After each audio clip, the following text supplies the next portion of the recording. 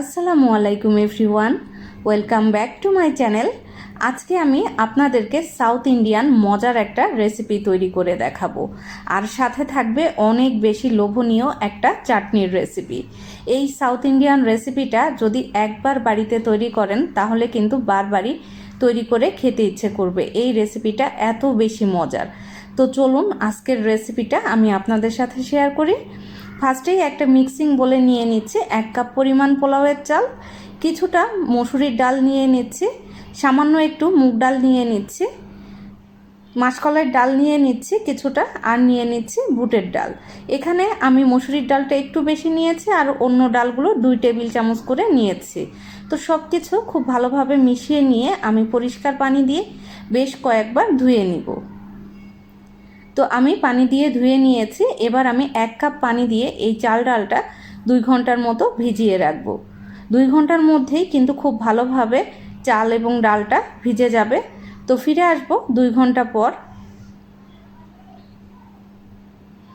দেখুন 2 ঘন্টা পরে কিন্তু চাল আর ডালটা ঠিক এইরকম ফুলে ডাবল হয়ে যাবে। আর আপনারা চাইলে এখানে কিন্তু ভাতের চাল দিয়েও বানাতে পারেন, কোনো প্রবলেম হবে না।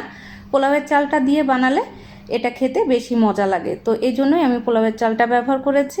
এবার এক সাইডে রেখে দিচ্ছি। এবার চাটনিটা তৈরি করার জন্য 1 মুঠো শুকনো মরিচ নিয়ে নিলাম, 4 কোয়া রসুন নিয়ে নিচ্ছি, কিছুটা ধনিয়া পাতা দিয়ে দিব, আর দিয়ে দিব এখানে একটা পেঁয়াজ কুচি, সামান্য একটু লবণ, অল্প একটু পানি দিয়ে আমি ব্লেন্ডারে এটা ব্লেন্ড করে নিব। আপনি চাইলে এই কাজটা কিন্তু শিলেও করতে পারেন, কোনো প্রবলেম হবে না। তো দেখুন আমি খুব ভালোভাবে বেটে নিয়েছি। এবার আমি চাল ডালও ব্লেন্ডারে ব্লেন্ড করে নিব পানি ঝরিয়ে। তো ব্লেন্ড করা হয়ে গেছে। এবার আমি স্বাদ মতো লবণ দিলাম। আর ব্যাটারটা কতটা স্মুথ হয়েছে আপনারা দেখেই বুঝতে পারছেন।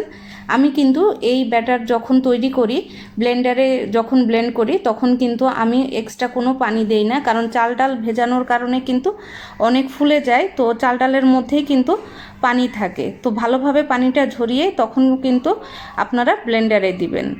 এবার আমি নিয়ে নিচ্ছি একটা ফ্রাই প্যান, আর ফ্রাই প্যানে আমি দিয়ে দিলাম সামান্য একটু তেল, আর দিয়ে দিয়েছি কয়েক ফোঁটা পানি। তো খুব ভালোভাবে আমি ফ্রাই প্যানটা মুছে নিচ্ছি। এই কাজটা করা কিন্তু অনেক জরুরি, অবশ্যই আপনারা এই কাজটা করবেন। এবার দিয়ে দিলাম ব্যাটার। এখানে আমি 2 চামচ পরিমাণ ব্যাটার দিয়ে দিচ্ছি, আর এইভাবে চামচের সাইড দিয়ে এভাবে ঘুরিয়ে ঘুরিয়ে কিন্তু ব্যাটারটা পুরো ফ্রাই প্যানের ভিতরে দিয়ে দিতে হবে। দেখেই বুঝতে পারছেন এই কাজটা আমি কিভাবে করছি। এবার আমি এর উপরে একটুখানি তেল দিয়ে দিব, প্রায় 1 টিস্পুনের মতো তেল দিয়ে দিতে হবে।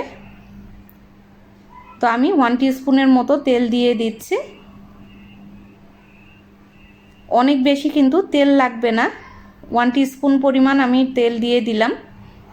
এতে করে খুবই মজা হবে, পিছন সাইড কিন্তু একেবারে ক্রিস্পি হবে। তো যখন একটু ড্রাই হয়ে যাবে, ওর উপরে কিন্তু আমি দিয়ে দিব 1 টেবিল চামচ পরিমাণ চাটনি, যে চাটনিটা আমরা ফার্স্টে রেডি করে রেখেছিলাম। এবার দিয়ে দিব এর উপরে একটা ডিম।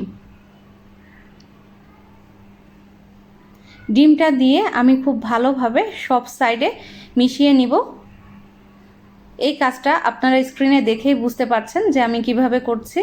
এটা কিন্তু করা খুবই সহজ, আর এই রেসিপিটা খেতে এত বেশি মজার, একবার বানালে কিন্তু বারবারই কিন্তু খেতে ইচ্ছে করবে। আর আপনারা যদি ছোট বাচ্চাদের জন্য বানান, তো সেই ক্ষেত্রে কিন্তু আপনারা এই চাটনিটাই স্কিপ করতে পারেন। আর অনেক বাচ্চারাই আছে ঝাল খেতে পছন্দ করে, তো যারা ঝাল খেতে পছন্দ করে তাদেরকে কিন্তু এভাবে তৈরি করে খাওয়াতে পারেন।